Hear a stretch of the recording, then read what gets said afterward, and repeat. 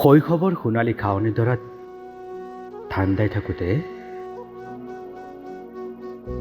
যৌৱনৰ তপত পোহৰচতাত দুখবোৰ আওতালো আৰু বিচাৰি গলো সেই একেইজনী চৰাই। হাক দিলেও নুমনা কিলকিলাই বতাহৰ সতে উৰি থকা সেই বৰণীয়া চৰাই। কেতিয়াবা গছৰ ডালত, কেতিয়াবা পাতৰ আঁৰত, আৰু কেতিয়াবা নিচেই মোৰ চকুৰ প্ৰচাৰত। ধৰিবলৈ খেদি যাওঁ, উৰি যায়। আকৌ ককবকাই মোৰ চকুৰ প্ৰচাৰত সেই একেই বৰণীয়া চৰাই। ধৰিবলৈ খেদি যাওঁ, উৰি যায়,